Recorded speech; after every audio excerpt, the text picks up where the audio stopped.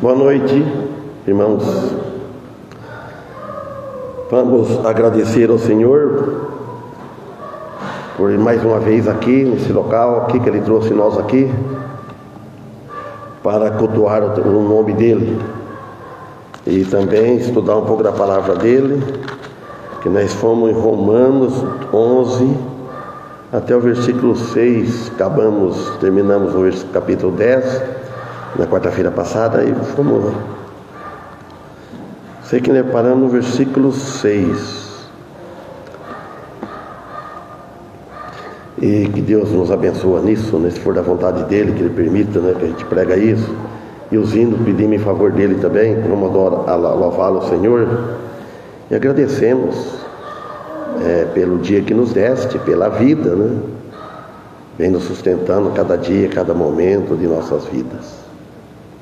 Agradecemos esse ar que estamos respirando, esse clima fresco, até quando vem calor também, né? Temos que agradecer a Ele e nunca reclamar, né, da temperatura, mesmo nós somos fracos, nós sentimos na pele as dificuldades, né?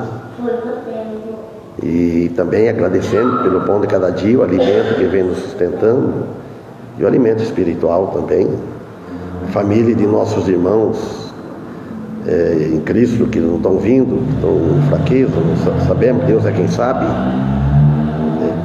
E a gente pensa que estão fracos, estão mais fortes que nós. Deus é quem sabe, né? O limite de cada um, a fé de cada um, né? A devoção de cada um.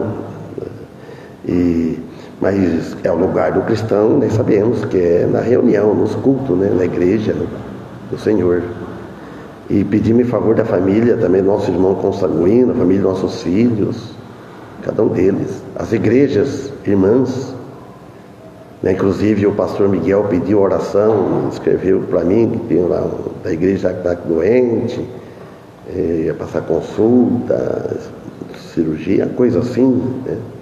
Também estava em mudança também ele, pastor Marcelo também está em mudança também, nós comunicamos, né? E vamos orar e agradecer a Ele por mais este momento. Boa noite. Então oremos. Grandioso Deus e Pai de nosso Senhor Jesus Cristo, é a Ti, Senhor, que nós estamos aqui, por Ti, e que Tu nos trouxe aqui. E nós estamos aqui, Senhor, para aprender mais de Ti, que o Teu Espírito trabalhe nos nossos corações, no meu coração, me ajude nós todos, no decorrer desse culto, os hinos que vamos cantar. Pedimos em favor disso também. Pedimos em favor daqueles que não puderam vir. Tu sabe a necessidade de cada um. Pedimos em favor deles, que Tu cuide deles e traga para junto de nós um momento oportuno. Pedimos em favor da família e de nossos filhos também, onde estão neste momento cada um deles. E nossos irmãos na carne também, toda a nossa família. Pedimos em favor das igrejas que reúnem também, lá na igreja do pastor Marcelo Lima, no Ari, e também lá o pastor Miguel pediu oração, tudo sabe a necessidade deles. E pedimos também, Pai, em favor dos governantes, esses problemas, tudo que está acontecendo neste mundo, sobre guerras, não está tão longe. E Tu cuide do Teu povo e daqueles que não são povo ainda, aqueles que são eleitos, que vão um dia aceitar a Ti. Em nome de Teu Filho que pedimos, agradecemos, com perdão de nossos pecados. Amém. Então vamos louvá-lo, Senhor.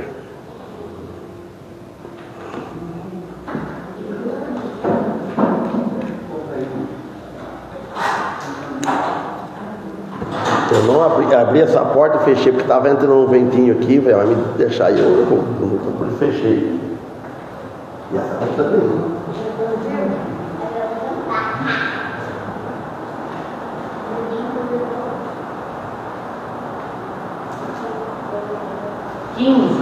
Quinze.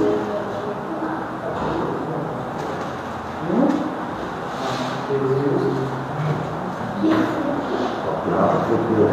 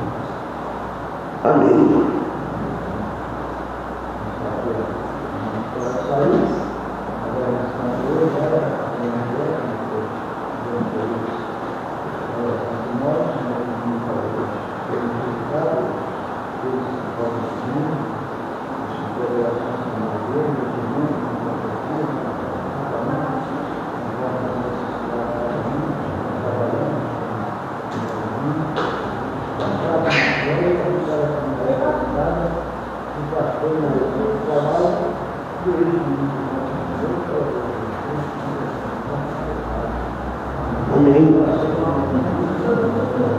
Amém.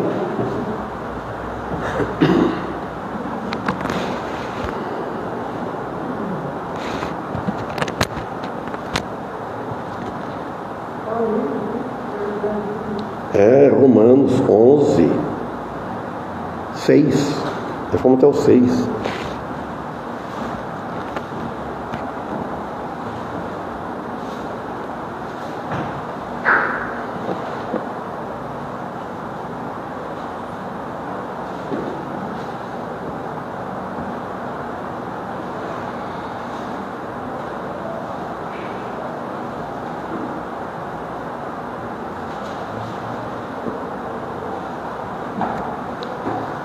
Vamos ver, Romanos capítulo 6. Mas, se é por graça, já não é pelas obras. Olha o 5.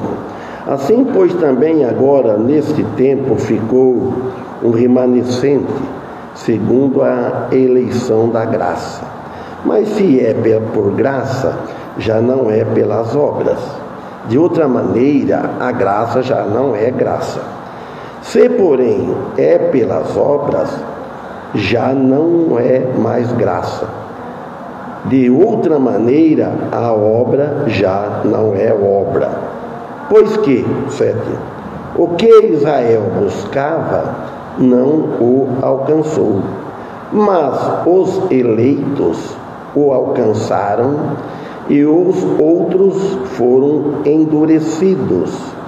Como está escrito: Deus lhes deu espírito de profundo sono, olhos para não verem e ouvidos para não ouvirem, até ao dia de hoje. Então estão dormindo até o dia de hoje, se enxergando, né? Davi diz: torne-se-lhe a sua mesa em laço e em armadilha, e em tropeço por sua retribuição. Endureçam-se-lhes os olhos para não verem, e encurvem-se-lhes continuamente as costas. Digo, pois, porventura tropeçaram para que caíssem? De modo nenhum, mas pela sua queda veio a salvação aos gentios, para os incitar ciúmes. Então nós vemos aqui, né, que a salvação, o versículo 6 diz, mas se é por graça, já não é pelas obras. De outra maneira, quer dizer, se for procurar a salvação de outra maneira, de outro tipo, a graça já não é graça. Aí deixa de ser uma dádiva de Deus, aí já é por merecimento. Se, porém, é pelas obras, já não é mais graça. De outra maneira, a obra já não é obra. Quer dizer, não há salvação fora de Cristo. Que muitos procuram salvação fora de Cristo. Procura na igreja, salvação na igreja. Se vir na igreja procurar salvação, ela pode encontrar salvação, mas não na igreja. Ela pode encontrar salvação na igreja, quando a igreja prega sobre a salvação, prega Jesus Cristo. Qualquer pregador na igreja, no culto, que ele está pregando Jesus Cristo crucificado, e a pessoa pode se salvar se ela crendo. É assim que umas pessoas não entendem bem como que é, pensa que a salvação está na igreja. A igreja está salva, a igreja de Cristo, e ela tem a salvação para ela passar para frente. As boas obras dos homens, da humanidade, não salva. Olha, as boas obras, não estou falando das más. As boas, tantas boas obras. Sim, é Jesus Cristo que trouxe salvação no mundo, ao mundo, pela morte dele na cruz. De outra maneira, a graça já não é graça, como falamos e como sempre falamos. Se for salvação por guarda de lei, então já não é pela graça, já é pelo mandamento da lei. Aí a pessoa é responsável, mas ele não vai se salvar, porque não tem condições de guardar a lei como ela exige. As obras se misturarem com a graça, se misturarem as obras, mesclar, emendar com a graça, estas obras humanas, obras boas, o que ela faz? Ela anula a graça divina, ela anula. Então quer dizer que ele está confiando nas obras.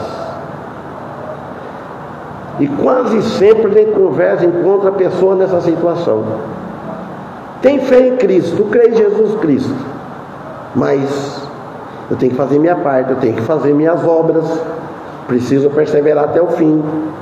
Não posso desligar, sair da igreja, não posso cometer isso, não posso cometer aquele pecado para a morte, esse pecado capital, tem muitos nomes. Então já não é uma fé genuína, segura em Cristo. As obras nunca podem produzir graça. Isto acontece pela graça e não pelas obras. Do contrário, não é a graça. E ninguém, se fosse assim, ninguém se salvaria. Agora, a graça, ela pode produzir boas obras. A salvação pela graça, então, o cristão, ele quer produzir boas obras. Ele não quer errar o alvo. Ele tem um alvo. Quando a pessoa se converte, todo tem um alvo para seguir. Todo está seguindo alguém, um alvo. Mas o alvo para ir para o céu, para morar com Jesus, o alvo é Cristo. Tem que estar olhando para Ele. Mesmo nas nossas fraquezas, nos nossos descuidos, quando nós vacilamos, quando nós erramos, cometemos faltas para com Deus, sempre pedindo perdão pelos nossos pecados, mas quer dizer que está assim, o alvo é Cristo, né? Não perdeu a fé nele. Agora, muitos estão com um alvo errado, está com um alvo de algum milagre, numa prosperidade, de algum santo, mas menos Jesus Cristo. Crê em Deus, mas crê também em todos os santos. Sendo que os apóstolos que partiram estão tudo aguardando no túmulo a vinda de Cristo para ter o corpo glorificado. E no 7 ele fala: pois que o que Israel buscava não o alcançou. Ela buscava salvação em outro modo, na religião deles, e ela não alcançou. Agora fala: mas os eleitos alcançaram. Os eleitos são aqueles que já foram elegidos antes da fundação do mundo, que Deus já conheceu antes, aqueles que iam aceitar Jesus Cristo, que iam aceitar o novo nascimento. Todas as passagens que nós temos nas nossas vidas, Deus já conheceu antes. O que nós fizemos ontem, Deus já soube antes que não ia fazer. Então, mas os eleitos alcançaram, e os outros foram endurecidos. A século 21, ela diz: então, o que Israel está buscando, lá fala que está buscando, muito está buscando até hoje, Aqueles uns já morreram, mas os que ficaram como nação estão buscando. E isto não alcançou.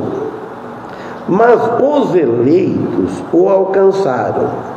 E os demais foram endurecidos. Aquele que alcançou, bem. E aquele ficou endurecido, endureceu mais o coração ainda. Pois isto aplicou-se com respeito a Israel, mas também pode aplicar-se à igreja, que não deve esquecer o que Jesus Cristo fez por ela na cruz do Calvário. A igreja nunca deve esquecer disso. Ela não merece nada do céu, nem bênção, nem salvação, nada. Deus é santíssimo. A salvação é pela misericórdia do Senhor, de Deus, que deu Jesus Cristo, deu seu Filho único, para morrer numa cruz, para pagar para os nossos pecados. E as bênçãos, nós temos a salvação, e o que Ele dá depois é Ele que dá. Nós pedimos, se é da vontade dEle. Ele nos dá o mantimento, Ele dá o pão de cada dia. Nossa casa que nós temos, Ele dá o dinheiro que nós temos. É Ele que dá, irmãos. Ele que dá o emprego, prepara tudo. Ele que, os ricos, os patrões, é abençoado por Deus por causa para dar o emprego para os filhos de Deus. E devemos orar. Quando eu trabalhava na firma lá, eu olhava, orava e pensava nisso, fazendo aquela construção, aqueles empregados, e eu lá no meio. Deus abençoa ele, para ele ter as condições de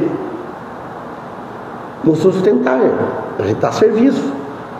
Mas ele não vai para o céu por causa disso. Eles têm que converter, os patrões. A salvação não se pode obter ela de nenhuma outra maneira ou por outro caminho que não seja Cristo, que não seja pelo caminho da cruz. Tem aquele hino: pelo caminho da cruz irei, pela cruz irei, pelo caminho, seguindo a Cristo. Onde Deus Pai imputou os pecados da humanidade toda, no seu Filho lá na cruz. Antes de nós nascermos, irmão, antes da fundação do mundo, Deus já sabia, conheceu nós, que o Filho dele ia morrer por nossos pecados. Ele tem tudo. Deus tinha tudo na mente. Quem é que conhece Deus? Ninguém conhece como Deus é. O pensamento de Deus, como é que Ele fez isso? Eu ouço falar assim, acharam como é que fala? O negócio do dinossauro lá, de sei quantos bilhões de anos. Irmãos, talvez isso é pouco ainda. Talvez foi na eternidade passada. Talvez foi na eternidade passada que aconteceu, né? Não tem começo, não tem fim. A morte de Cristo na cruz nos deu esta vitória, a salvação das nossas almas. Tudo por mérito de Cristo.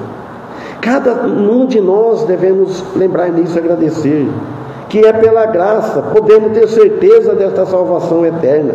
O 8 disse, como está escrito, que depois nós vamos ler lá em Isaías 29:10. Tem várias passagens para nós ver depois. Como está escrito, Deus lhe deu espírito de profundo sono, olhos para não verem e ouvidos para não ouvirem, até o dia de hoje. Então quer dizer que Deus se culpa? Então podemos culpar a Deus? Deus já conheceu o coração antes e já predestinou, permitiu, já aconteceu, já sabia antes. Deus soube antes que isso, por isso que está escrito. E noutra versão diz assim, como está escrito, até o dia de hoje, Deus lhe deu um espírito entorpecido, olhos para não ver e ouvidos para não ouvir. Deus deu isso. Eles quiseram. Já está no coração. Em Isaías 29:10 diz assim: porque o Senhor derramou sobre vós um espírito de profundo sono e fechou os vossos olhos, vendou os profetas e os vossos príncipes videntes. Já o profeta Isaías, inspirado, já contou essa história antes de tudo, de Jesus. Isto é o que eles quiseram, então, portanto, é o que recebem. O que o homem quer, eles recebem. O homem ímpio, o homem incrédulo, coração duro, ele quer, então Deus dá, Deus permite. Por isso que nós cristãos nunca devemos querer pecar, querer desobedecer a Deus com aquele propósito, com teimosia. Ele vai receber o que ele está querendo. Um espírito de profundo sono, você imagina? Mas não é sono de cansar de dormir assim fisicamente, não. Um sono dormir, não enxerga, não acorda para a realidade. E fechou os vossos olhos, os olhos espirituais. Quantos hoje que não estão com os olhos espirituais fechados para Jesus Cristo? Vendou os profetas, os vossos principais videntes. Refere-se à incapacidade de ver. Quanto hoje que está em incapacidade? Incapaz de ver com os olhos da fé, como nós vemos, irmãos, como nós olhamos para o mundo, como nós olhamos para a pessoa, como que nós enxergamos Jesus Cristo, como que nós enxergamos a Escritura Sagrada. Antes nós não enxergávamos assim, meu não.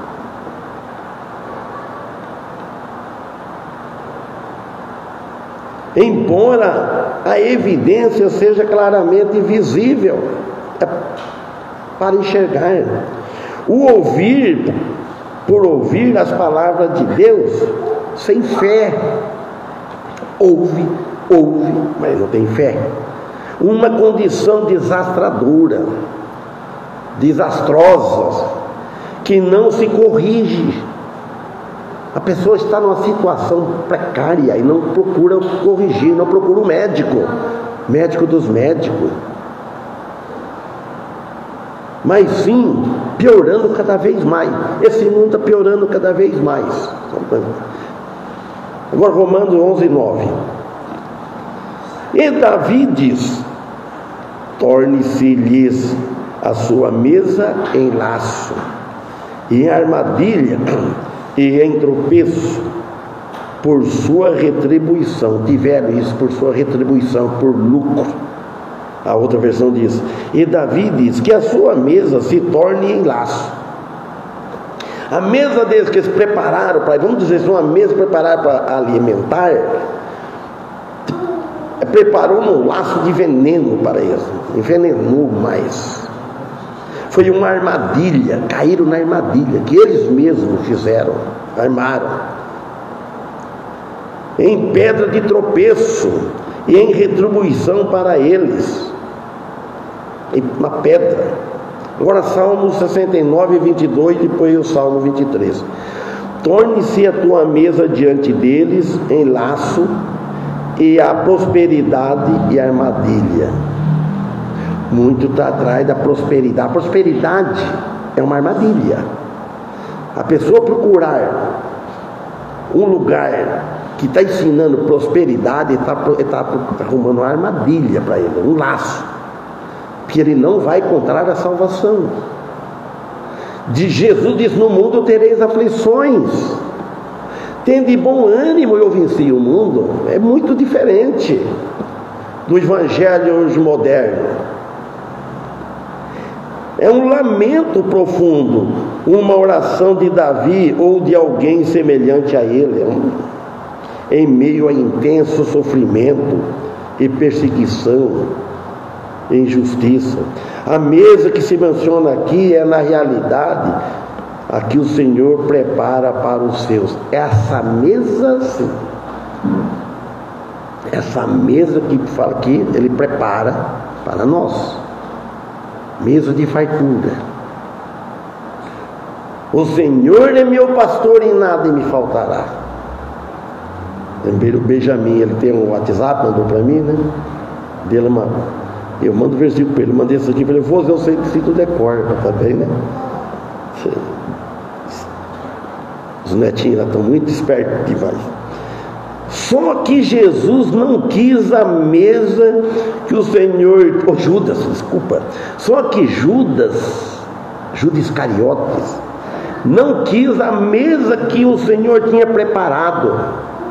Ele desejou outra mesa. Uma mesa de laço. Uma mesa de armadilha. Uma mesa de que condenação. É o que o mundo está hoje. E se converteria em um tropeço. Junto com Judas, também os cariotes, os sacerdotes, que se opuseram a Cristo, também tropeçaram. Uma outra versão diz assim, mas não a 21. Talvez seja, não lembro. Seja a sua mesa diante deles por laço, e o que é para o bem por tropeço. Refere-se à incredulidade. É uma falta de fé. A incredulidade é falta de fé, falta de confiança, falta de amar a Deus. Quantos hoje estão com essa falta de fé, desanimados? Refere-se a uma incredulidade ruim, perigosa, que resulta finalmente em armadilha, tropeços, por fim, a condenação eterna. Israel tropeçou nas mesmas bênçãos que foram previstas para a sua melhoria. Eles prepararam a pessoa que era melhor, tropeçou. Com o seu pagamento, o resultado final, mais negativo, é o que está acontecendo nos dias atuais. Agora, Romanos, o versículo 10, capítulo 11. Escureçam-se-lhes os olhos para não verem, e encurvem-se-lhes, que é? Continuamente as costas. Outra versão diz assim: seus olhos sejam obscurecidos, para que não vejam, encurvem-lhes sempre as costas. Eles não quiseram ver, então o Senhor lhe deu o que eles queriam ver. E hoje acontece a mesma coisa. A pessoa não quer Jesus Cristo, eles querem o mundo. Então eles vão ter o que eles querem. Deus não vai trazer ninguém na marra, ninguém é obrigado. Quer dizer, a pedra por tropeço, a pedra é Jesus Cristo.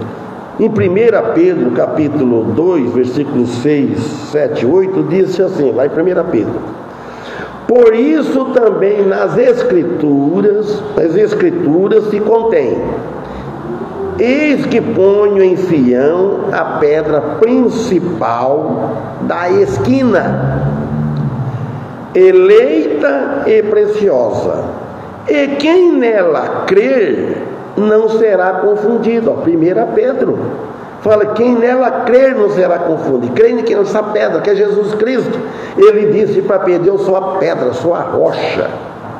O 7 diz assim: e assim para vós, os que credes, é preciosa. Amém. Mas para os rebeldes A pedra, letra maiúscula, que os edificadores reprovaram, essa foi a principal da esquina. Foram reprovados. Eles não aprovaram ela. 8. É uma pedra de tropeço e rocha de escândalo para aqueles que tropeçam na palavra, sendo desobedientes, para o que também foram destinados. Foram destinados. Tropeçam na palavra. Jesus Cristo, tropeçaram nele. Quantos não estão tropeçando? Graças a Deus, irmão, que nós não tropeçamos. Acertamos. Mas tropeçamos muitas vezes no passado com religião.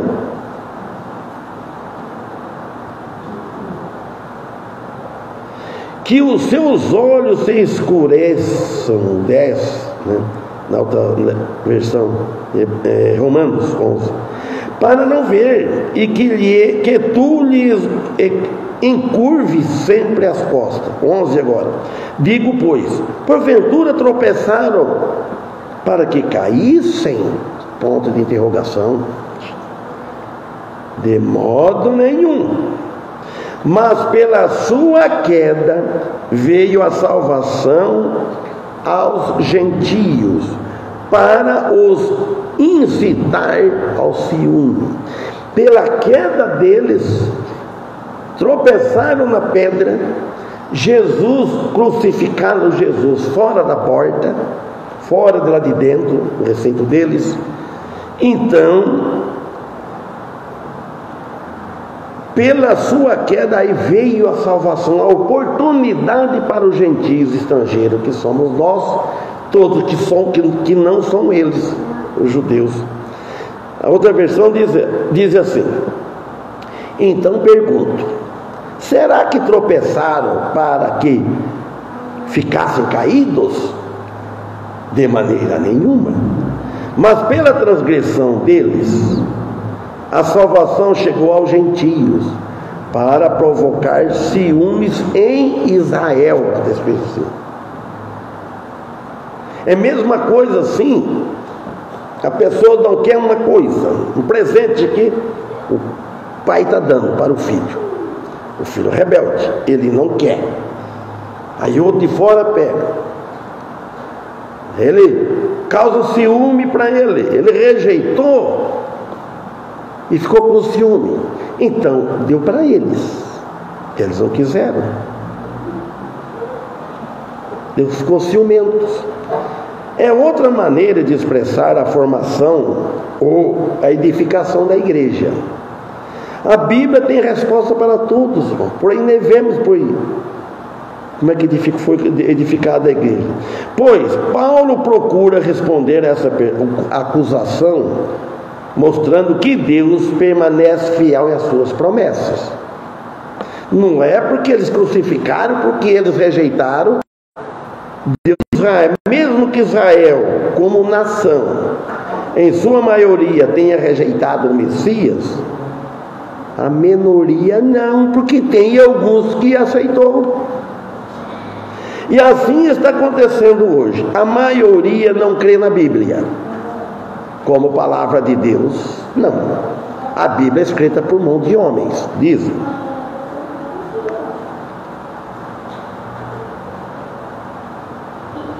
Não crê na palavra de Deus. Se não crê na palavra de Deus, muito menos não vai crer na salvação eterna oferecida por Jesus Cristo, porque está na Bíblia. A queda de Israel mencionada no versículo 11 refere-se à rejeição deles ao Messias, a Jesus Cristo como Messias, o que abriu o caminho para a pregação do Evangelho aos gentios pela igreja primitiva. A igreja primitiva, a primeira que já começou a pregar o Evangelho, foi com os apóstolos, irmãos. Não tem essa igreja, a maioria da igreja, para ser igreja, tem que ser uma igreja cheia. Não, pode ser, Jesus disse, se houver 2 ou 3, pode ser pouco, ele está ali. Como os apóstolos sendo membro dela, inclusive o apóstolo Paulo, um apóstolo abortivo, fora de tempo. Você pense bem, o apóstolo Paulo foi um apóstolo fora de tempo. Ele não teve o privilégio de ser apóstolo junto com o apóstolo Pedro, junto com os outros apóstolos. Naquele tempo, foi abortivo, fora de tempo. Lá em 1 Coríntios 15, tem vários versículos para ler lá, eu vou ler. Fala da ressurreição. Também, versículo 15, versículo 1. Também vos notifico, irmãos,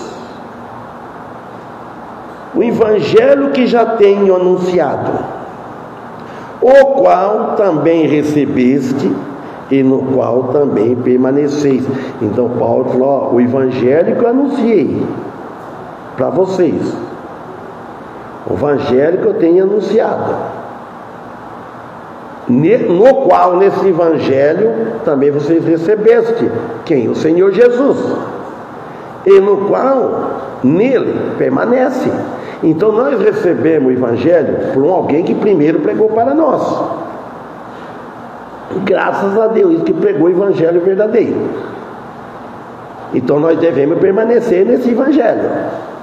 Aí ele fala no 2, pelo qual também fui salvos. Também sois salvos, se o retiver de tal, como vou-lo tenho anunciado. Se não é que criste em vão. Olha, irmão, a pessoa anuncia o evangelho, e ele crê em vão, então não tem salvação. Porque primeiramente vos entreguei o que também recebi. No versículo 13, 1 Coríntios 15. O que também recebi, que Cristo morreu por nossos pecados, segundo as Escrituras, quer dizer, conforme diz as Escrituras. O 4. E que foi sepultado e que ressuscitou ao terceiro dia, segundo as Escrituras. O apóstolo Paulo está falando. 5. E foi visto por Cefas e depois pelos 12. Aparição de Jesus. 6. Depois foi visto uma vez por mais de 500 irmãos, para dar um testemunho provando a ressurreição, dos quais vive ainda maior parte, mas alguns já dormem também. 7. Depois foi visto por Tiago, depois por todos os apóstolos. Olha, foi indo. 8. E por derradeiro, o apóstolo Paulo falou, e por derradeiro de todos, me apareceu também a mim, como fora de tempo. Entendeu? Porque eu sou o menor dos apóstolos. Lá o apóstolo Paulo disse, eu sou o menor dos apóstolos, que não sou digno de ser chamado apóstolo. Ele falou, não sou digno, não tenho mérito, eu não mereço olhar para a minha vida passada. Pois que persegui a igreja de Deus. Ele falou, eu persegui a igreja, está escrito, não sou digno de chamar. 10. Mas, olha a graça importante que ele valorizou, a graça. Mas pela graça de Deus sou o que sou. Nós devemos ter esse pensamento. Tudo que nós somos é pela graça de Deus. Sou o que sou. Agora, a sua graça para comigo, ele falou, não foi vã. A graça de Deus para o apóstolo Paulo, por tudo que ele foi ruim, perseguiu a igreja, não foi vã. Antes, olha o que ele falou, não é orgulhando, não é se enaltecendo, está vendo? Antes trabalhei muito mais do que todos eles. Todavia, ele falou, não eu, pode pensar bem, mas a graça de Deus que está comigo. 11. Então, o apóstolo Paulo falou assim, ou seja, eu, ou seja, eles, assim pregamos e assim haveis crido. Você viu o desabafo do apóstolo Paulo contando aqui. Tanto que agora em Romanos 11, 12, que Paulo escreveu, os grandes ensinamentos, que testemunhos, irmãos. Eles aprender com esse apóstolo. E a sua queda, no 12, e se a sua queda é a riqueza do mundo, e a sua diminuição a riqueza dos gentios, quanto mais a sua plenitude, a outra. Mas se a transgressão deles significa riqueza para o mundo, o seu fracasso, riqueza para os gentios, quanto mais a sua plenitude, sua queda, a queda deles, não impediu que o Evangelho viesse ao mundo. A queda de Israel, o fracasso de vir o Salvador, de vir o Messias, e eles rejeitaram, crucificaram, humilhou, mas não impediu o Evangelho ao mundo. Amém? O 13 vamos deixar para quarta-feira que vem, se Deus permitir, e estaremos. Agora o irmão Daniel cita a poesia e nós depois canto o hino. Pastor, não vou dar conta de citar a poesia. Por quê? Vai dormir do que acordar. Eu não vou esta noite. Mas a poesia é porque não posso acordar, né? Então, amém. Então vamos louvar o Senhor.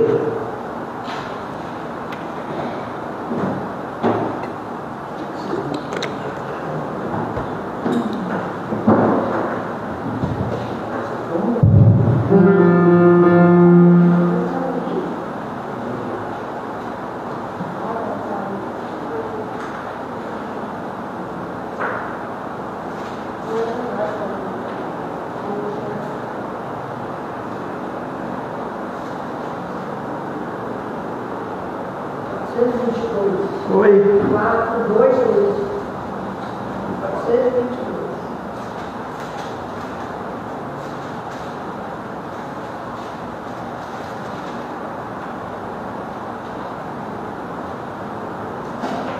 422.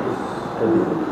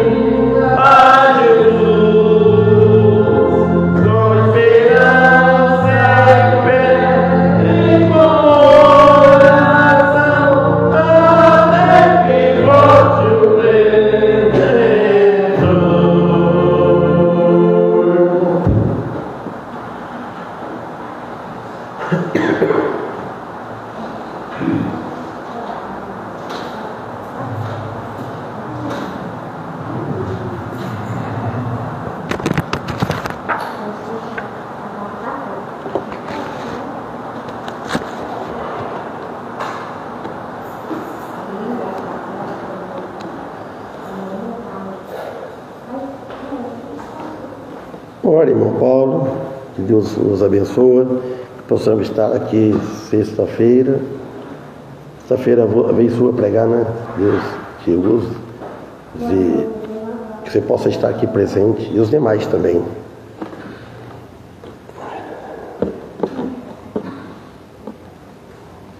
Senhor, queremos agradecer esse culto e pedir, colocar nas suas mãos, né? Se na sexta-feira, o Senhor possa nos trazer aqui, com saúde, né? Amém. Possamos estar presentes.